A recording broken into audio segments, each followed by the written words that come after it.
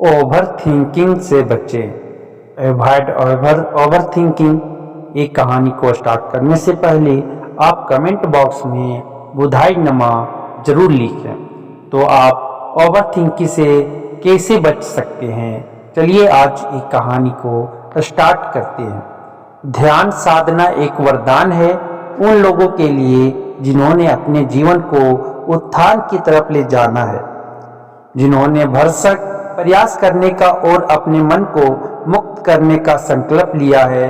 दुनिया में वह व्यक्ति सबसे अधिक खुश रहता है जो विचारों से मुक्त है, जिसका मन शांत है और जिसने अपने मन के ऊपर ध्यान लगाया और अपने को मन में उठ रहे असंख्य विचारों से मुक्त कर लिया है। दुनिया में ऐसे लोग भी हैं जो सबसे अधिक दुखी हैं, परेशान हैं और तरह तरह के उपाय कर रहे हैं, मगर मानसिक शांति नहीं मिलती। कारण सिर्फ एक है कि जिसके पास जितनी आशाएं हैं, तृष्णाएं हैं संसार को पा लेने की, उसकी उतनी दौड़ है बाहर संसार में, और अंदर असंख्य विचारों का जमघट है, ओवर थिंकिंग का जमघट है जो उसको दौड़ाए चला जाता है और वह ओवर थिंकिंग का शिकार हो जाता है।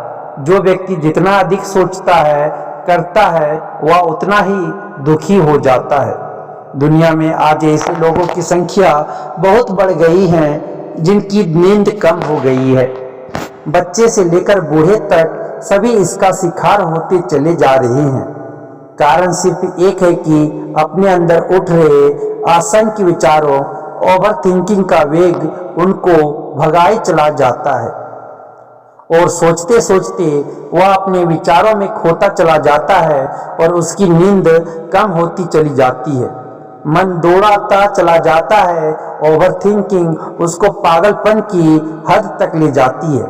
परिणाम इसके बहुत भयावह है, क्योंकि ऐसा व्यक्ति अब समाज से कटता चला जाता है।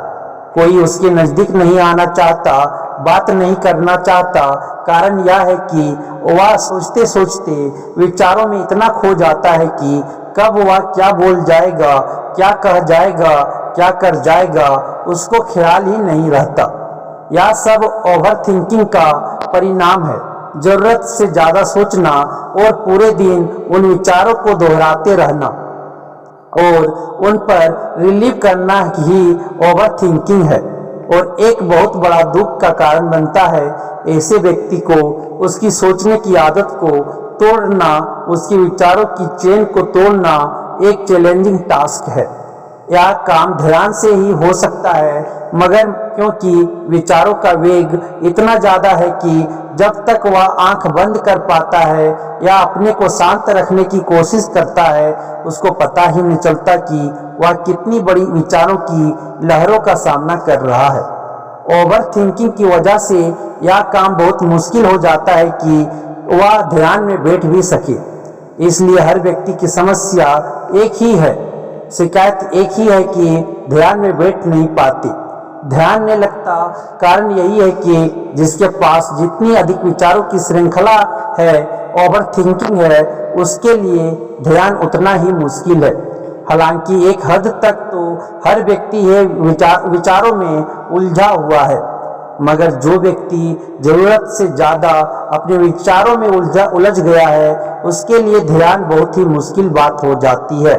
ओवर थिंकिंग एक बहुत भयानक रोग है। इसके परिणाम भयावह है, क्योंकि आदमी विचारों में उलझता जाता है और एक स्थिति ऐसी आ जाती है कि वह अपनी शुद्ध बुद्ध ही खो बैठता है।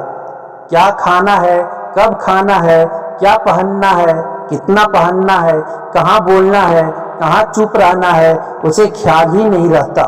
उसके हाथ पांव अपने आप चलने लगते हैं। वह मुंह से अपने आप बड़बड़ाने लगता है।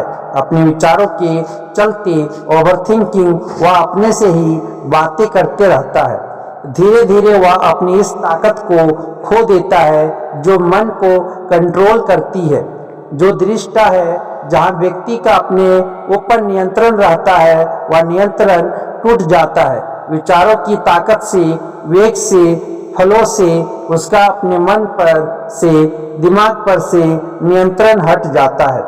ऐसे व्यक्ति के लिए अब वापस ही बहुत मुश्किल हो जाती है। तभी तो जब ऐसा व्यक्ति जो बहुत सोचता है, ओवर थिंकिंग करता है, तो डॉक्टर उसके दिमाग को शांत करने के लिए दवा देते हैं, उसे नींद में ले जाने का इंतजाम करते हैं, क्योंकि अगर उसको नींद आ जाए तो उसका over thinking, conditions mind, conscious mind और जो कि ओवर थिंकिंग कर रहा है वह शांत हो जाए। नींद नहीं आना ठीक नहीं है, इसका मतलब यही है कि मन बहुत तेज चल रहा है, विचार अनियंत्रित होने के लगे हैं। ओवर थिंकिंग मन विचारों से बहुत इंगेज है। ऐसे व्यक्ति का कहीं भी एक जगह पर मन नहीं लगता, किसी काम में मन नहीं लगता, इसको हम फिस्किंग माइंड कहते हैं। किसी काम में मन न लगने वाली घटना से उसका अपने दैनिक कामकाज पर असर पड़ने लगता है, वह पढ़ाई नहीं कर पाता है और ना ही अपना अन्य रोज का काम कर पाता है, उसकी परफॉर्मेंस गिर जाती है।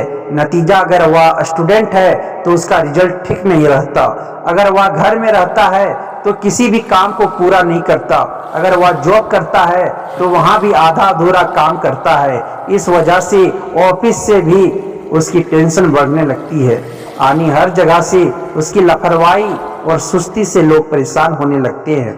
वह शॉर्ट टेम्पर्ड हो जाता है, बात बात में गुस्सा करना, कुछ भी बोल देना, व्यवहार ठीक से नहीं करना उसको अकेले रहने पर मजबूर कर देता है।